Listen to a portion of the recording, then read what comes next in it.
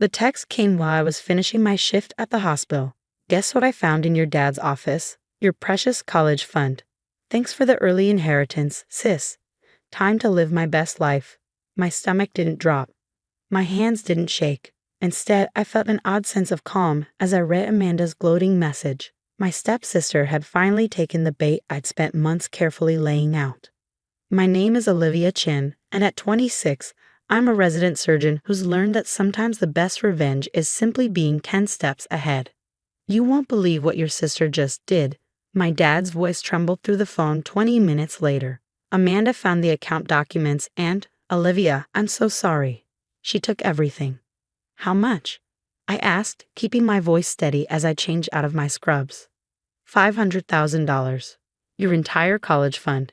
She transferred it all to her account this morning. I only just found out. He sounded devastated, probably remembering how my late mother had set up that fund, adding to it every month since I was born. It's okay, Dad, I said, surprising him with my calmness. Actually, can you come over tonight? There's something you need to know. Amanda's next text buzzed through, shopping spree time. Always knew being your stepsister would pay off someday. You were so stuck up about your precious college fund, never sharing a dime. Well, guess what? It's all mine now. I smiled, thinking about the real college fund, safely tucked away in an offshore account my mother had set up before she passed. The account Amanda found, that was the trap I'd set 3 months ago when I first discovered her snooping through Dad's office. The college fund documents she found were perfect forgeries, leading to an account I'd set up specifically for this purpose. Every dollar in it was carefully sourced and documented, with a clear trail leading back to some questionable transactions I'd discovered while going through my stepmother Patricia's old financial records. You see, 6 months ago, I found evidence that Patricia had been running a small-scale money laundering operation through her real estate business. Nothing too obvious, just enough to supplement their lifestyle and fuel Amanda's shopping addiction. I kept that information to myself, biding my time. Then I noticed Amanda going through Dad's files late at night, clearly looking for something. It didn't take much to figure out what. She'd always been jealous of my college fund, constantly complaining about how unfair it was that I had free money while she had to work retail. So I created a trail of breadcrumbs. A carelessly hidden folder in Dad's desk. Bank statements showing regular deposits, a forgotten sticky note with account details. Dad arrived at my apartment that evening, looking exhausted. Olivia, I've already called the police, but Amanda's claiming you gave her permission to access the account. Patricia is backing her up, saying you mentioned wanting to share it with your sister. I gestured for him to sit down and pulled out my laptop. Dad, there's something you need to see. But first, has Amanda spent any of the money yet? He nodded miserably. She's already transferred most of it to different accounts. Started making large purchases. Patricia says we should just let it go, that it's fair since you've already finished medical school. I turned my laptop around to show him the real bank statements. That money Amanda took. It's not my college fund. Mom was smarter than that. His eyes widened as he read through the documents. But if that's not your college fund, what did Amanda actually take? Just then, my phone buzzed with another text from Amanda.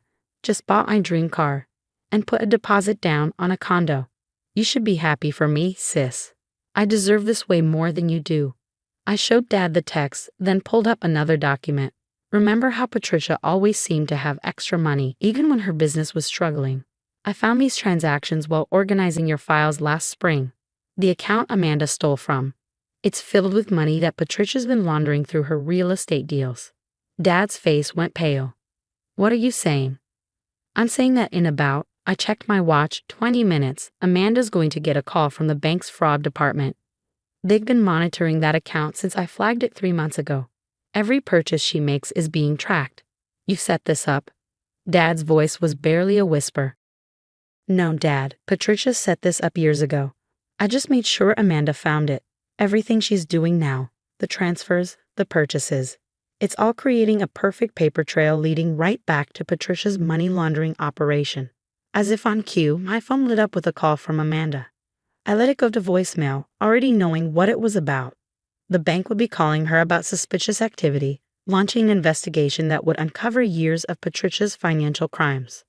I should go home, Dad said, standing up shakily. Try to stop her before. Before what? I interrupted gently. Before she faces the consequences of her actions? She stole what she thought was my entire future, Dad. She didn't just take it, she gloated about it. Let her learn what happens when you take things that don't belong to you. He looked at me for a long moment, seeing not just his daughter but my mother's daughter, someone who knew how to play the long game. My phone buzzed again with another text from Amanda. Hey, something weird is happening with the bank. Call me S.A.P. I turned to Dad. You should probably head home. Things are about to get interesting. As he left, looking both proud and terrified, I sat back and waited for the chaos to unfold.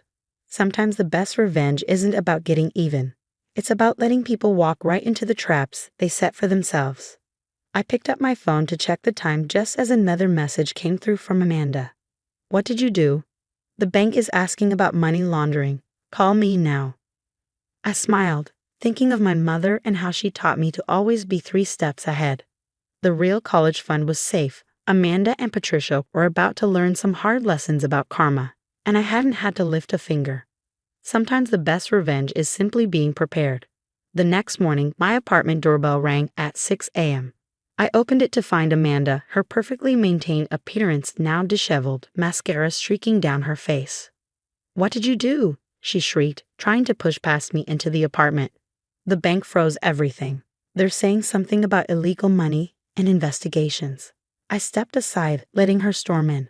There was no point fighting. This confrontation was inevitable. I didn't do anything, Amanda. You're the one who stole money from an account that wasn't yours. That was your college fund, she spat, pacing my living room like a caged animal. I took what you owed me after all these years of flaunting your privileges. I sat down calmly on my couch, watching her unravel. Did you really think my mother, a financial advisor, would leave my college fund so poorly protected? That money you took came from your mom's special account. You know, the one she uses for her creative real estate transactions. Amanda's face went pale. What are you talking about? The unexplained deposits, the mysterious cash buyers who never seem to exist, your shopping sprees with money that appears out of nowhere. I pulled out a folder and set it on the coffee table. It's all here. Every transaction, every fake buyer, every laundered dollar. And now, thanks to your greed, the bank is investigating all of it. You set me up, she whispered, realization dawning in her eyes. No, Amanda, you set yourself up. I just let you do what you do best, take things that don't belong to you. Her phone buzzed, Patricia's name flashing on the screen. Amanda's hands shook as she answered it on speaker.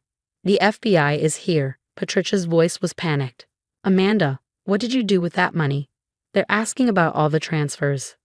I could hear male voices in the background, official-sounding terms like warrant and financial records floating through the speaker. Mom, Amanda's voice cracked. The money, it wasn't Olivia's college fund. It was yours. The one from your business. The silence on the other end was deafening. When Patricia spoke again, her voice was ice cold. Get home. Now. Amanda ended the call, looking at me with a mixture of hatred and fear. You've ruined everything. You did that all on your own, I replied. Both of you did. Years of taking advantage of Dad, stealing, manipulating. Did you really think there wouldn't be consequences? She grabbed her designer bag, probably purchased with laundered money, and headed for the door. This isn't over. Actually, it is. The FBI doesn't take financial crimes lightly. Better call the lawyer, sis. After she left, I called Dad. He answered on the first ring. The FBI is here, he said, his voice hollow. They're going through Patricia's office. How long have you known? About her money laundering? 6 months. I found the evidence while helping you organize the home office, remember? But I needed proof that couldn't be explained away. Amanda's theft and subsequent spending spree provided that perfectly. Why didn't you tell me?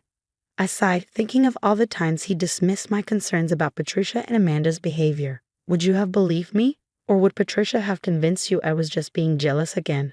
His silence was answer enough. Throughout the day, texts flooded in from Amanda. They're taking Mom's computers. Dad won't stop crying. The FBI agent says we might face charges. How could you do this to us? I ignored them all, focusing instead on my hospital rounds. It wasn't until evening that I got the call I'd been waiting for. Mr. Harrison, my mother's old lawyer. Everything went exactly as you predicted, he said. The bank flagged the suspicious transfers, which triggered the FBI investigation. They've uncovered quite a network of money laundering through Patricia's real estate business and my real college fund. Safe and secure, just as your mother set it up. The offshore account hasn't been touched. Patricia and Amanda never even knew it existed. I thanked him and hung up, feeling a weight lift from my shoulders. My mother had always said, keep your cards close and your enemies closer. She'd known, somehow, that I might need protection one day. Later that night, Dad came to my apartment. He looked older, tired, but there was a clarity in his eyes I hadn't seen in years. Patricia's been arrested, he said, sitting heavily on my couch. Money laundering, tax evasion, wire fraud. Amanda's being questioned as an accomplice. All these years, I never saw what was happening right under my nose. I made us both tea, a habit I picked up from my mother. You saw what you wanted to see, Dad. They counted on that. Your mother? He started, his voice catching. She would have seen through them immediately. She did, I said softly. Why do you think she set up my college fund the way she did? She knew something like this might happen. Dad looked at me, really looked at me, perhaps seeing for the first time how much I resembled my mother, not just in appearance, but in foresight and strength.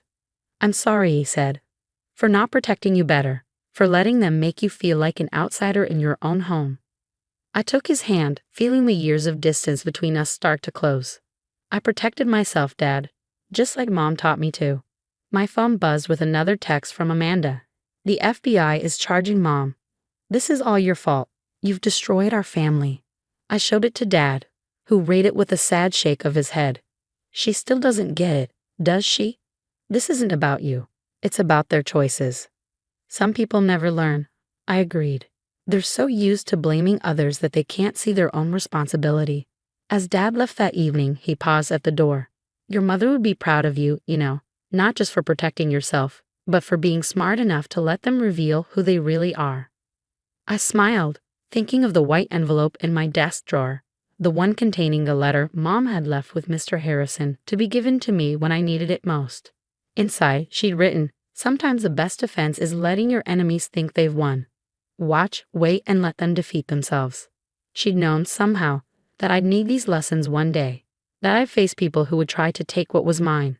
And she prepared me, not just with a protected college fund, but with the wisdom to handle those who would try to harm me. As I got ready for bed that night, one final text came through from Amanda. We're going to lose everything because of you. I didn't respond. She'd lost everything because of her own choices, her own greed, her own belief that she could take whatever she wanted without consequences. Sometimes the best revenge isn't about getting even. It's about letting justice take its natural course. 6 months after Amanda's failed attempt to steal my college fund, I sat in a courtroom watching Patricia and Amanda face sentencing. The FBI's investigation had uncovered far more than just money laundering, years of tax evasion, wire fraud, and a network of fake property deals that have funded their lavish lifestyle. Patricia stood before the judge, her designer clothes replaced by modest business attire, trying to maintain her dignity as the charges were read. Amanda sat behind her, head down, no longer the confident bully who texted me gloating about stealing my future. The defendant, Patricia Wilson, is sentenced to 5 years in federal prison, the judge announced, her voice firm. Additionally, all assets connected to the illegal activities will be seized. Amanda, charged as an accomplice for her role in spending and transferring the laundered money, received 3 years of probation and a substantial fine. Her dream of an easy life, funded by stolen money, had crumbled spectacularly. As they were led out of the courtroom, Amanda caught my eye. The hatred in her gaze had been replaced by something else. Understanding, perhaps, that her own greed had been her undoing. Dad waited for me outside the courthouse, looking both relieved and exhausted. It's finally over, he said, running a hand through his graying hair. Almost, I replied. There's something I need to show you. We drove to a small cafe where my mother and I used to have Saturday brunches. Once seated, I pulled out an envelope, the one she'd left with Mr. Harrison. Mom wrote this letter before she died. I explained, handing it to him. She knew Patricia wasn't what she seemed. She saw through the act from the beginning. Dad's hands trembled as he read. My dearest Olivia, if you're reading this, then someone has tried to take what's rightfully yours.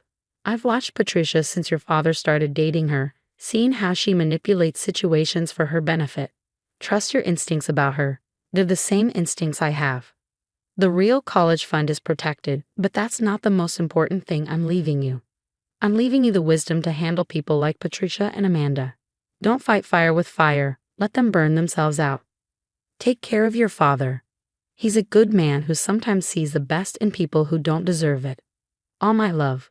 Mom. Dad wiped his eyes, folding the letter carefully. She knew all along. Why didn't she say anything? Would you have believed her? I asked gently, or would you have thought she was just jealous of your new relationship? He nodded, understanding dawning in his eyes. She protected you the only way she could, by teaching you to protect yourself. Later that evening, I visited Mom's grave, placing fresh flowers beside her headstone.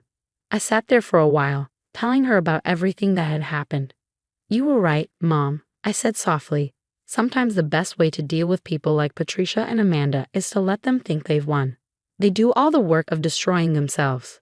My phone buzzed. A text from Amanda, sent from her mother's prison. I hope you're happy. We've lost everything. I didn't respond. She still didn't understand that this wasn't about happiness or revenge. It was about justice, about consequences finally catching up with their actions. Dad's been different since the trial. He's more present, more aware.